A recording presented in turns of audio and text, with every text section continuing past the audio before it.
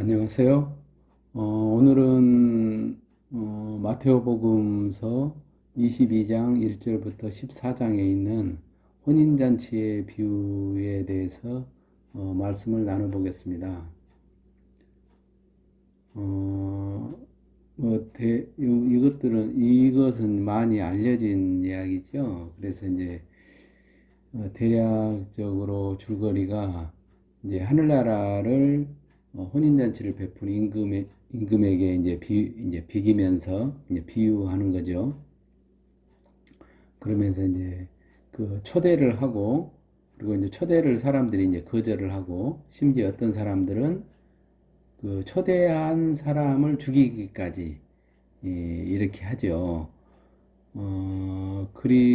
그러니까 이제 임금이 응징을 하고 그런 사람들을, 그리고, 이제 아무나 불러와라. 선한 사람, 악한 사람 할 것 없이. 그래, 아무나 불러서 이제 잔치방이 이제 가득 찼는데, 그 중에서 예복을 안 입었다고 또 그 사람을 또 쫓아내거든요.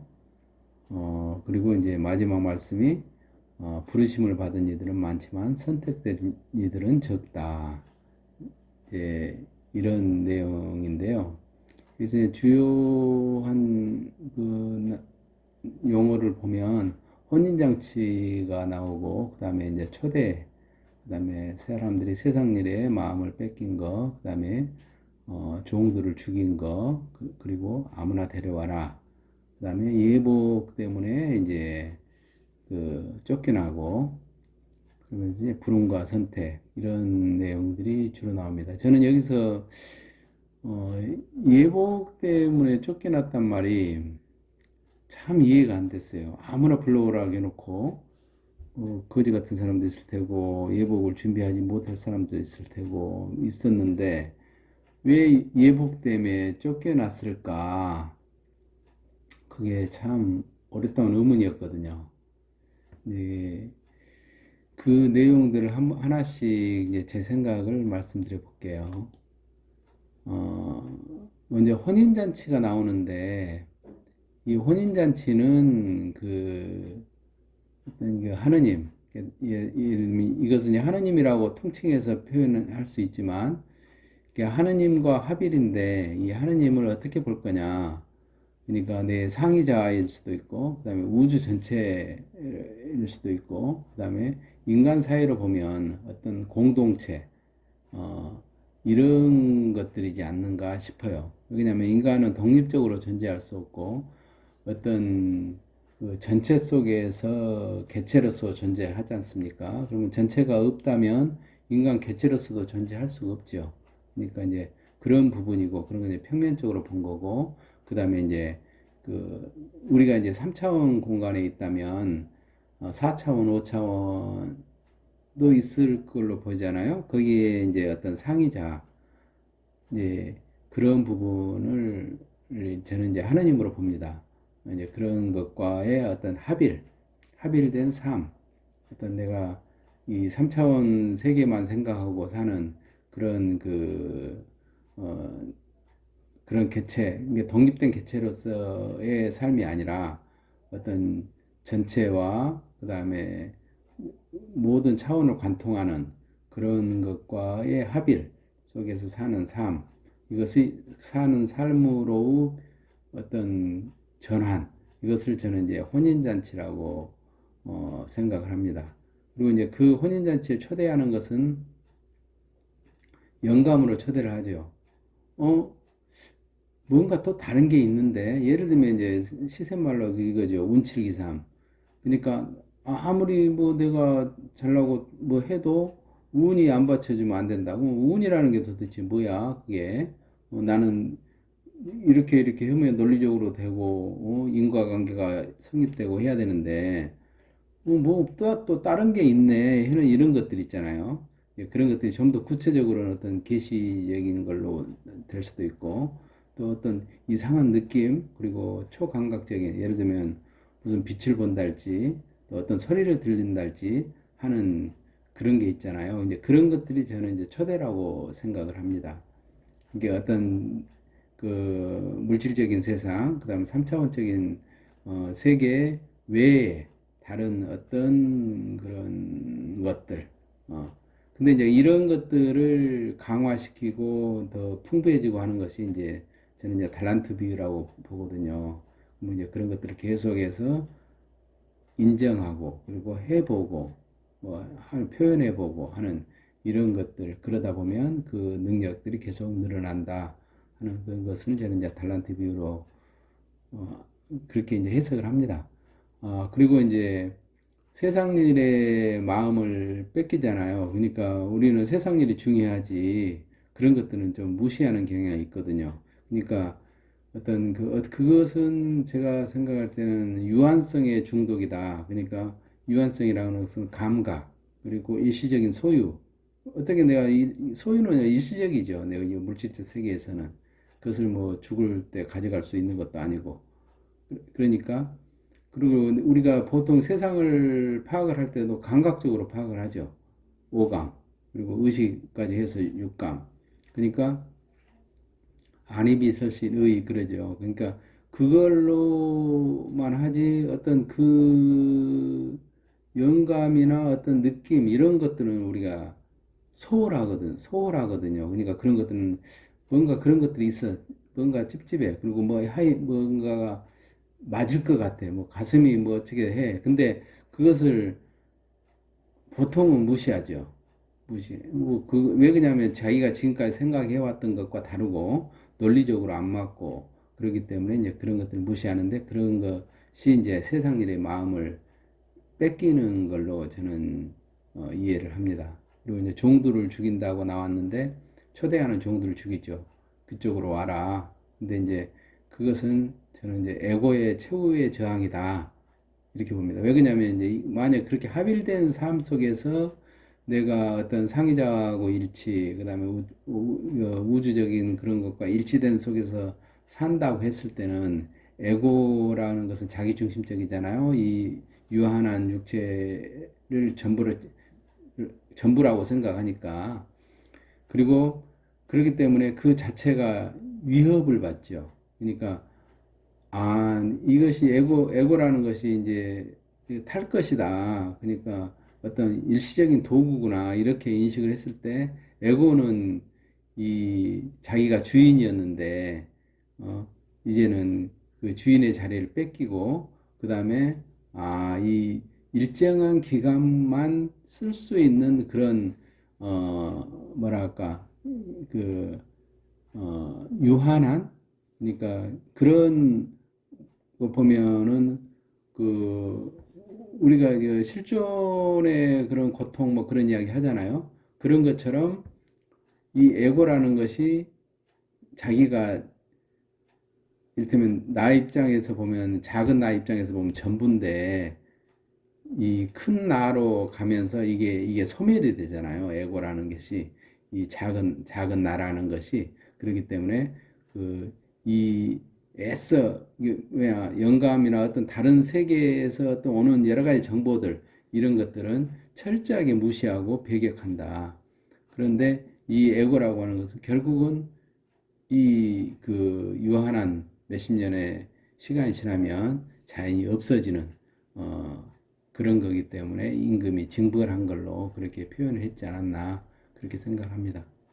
그리고 이제 아무나 불러와라 하는 것은 이 열려 있다고 하는 거 그리고 우리가 이제 이 그런 존재 상태 속에서 항상 살고 있는 거죠. 그러니까 3차원, 4차원, 5차원 어떤 그런 어떤 기운이라고 할까? 어떤 정보라고 할까? 그런 것들.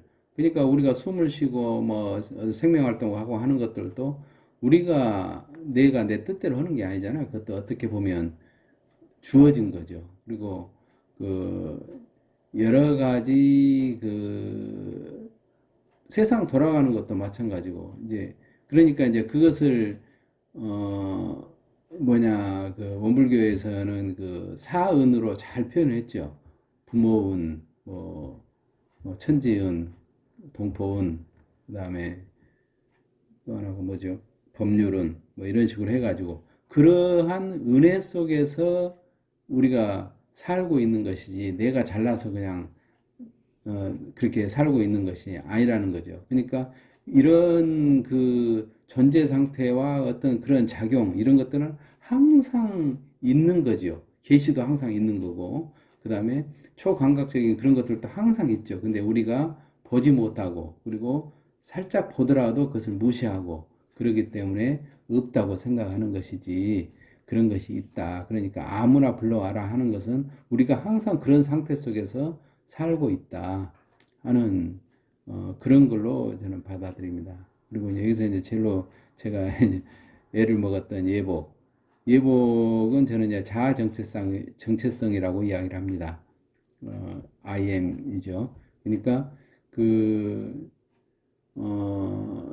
예를 들면 교회나 어떤 종교적이나 어디 들어갔어. 그리고 내가 뭔가를 이제 해보겠다고 해. 이제 그런 세계를 탐구를 해. 근데 나는 지금 기존에 있는 그 3차원적인 예를 들면 불교에서 이야기하는 중생상이죠. 그러니까 나는 이것밖에 안 돼. 나는 이 정도 이거지. 어? 내가 뭐 신의 아들이 아니야. 뭐 이런 것들 있지 않습니까? 그러니까 이 낮은 정체성을 갖는 것은 이것이 이제 에고의 정체성이죠.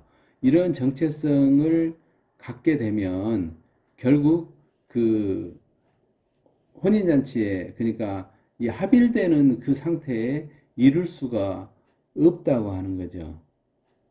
그러니까 우리가 예를 들면 돌아온 탕화에서도 나오잖아요. 원래는 뭡니까 그 큰 부잣집 아들이었죠. 근데 이제 거지가 되어갖고 돌아왔으면 자기는 거지로 인식을 하는 거죠. 거지로. 그러니까 우리가 이제 쭉 있는데 연결되어 있으니까 우리가 이제 뭐 5차원, 4차원 쭉 해서 지금 3차원에서 물질로 지금 이렇게 되어 있는데 위에는 정말 합일된 상태, 그러니까 그 하느님과 합일된 상태, 이런 상태로 존재한 그것이 어떤 육체적으로 지금 현재 나로 표현돼 있는 걸로 본다면 내가 다시금 그 상태를 회복을 하려 했을 때는 내가 어떤 그런 거룩한 존재다 하는 것을 자기 정체성을 새롭게 확립을 해야 되는 거죠.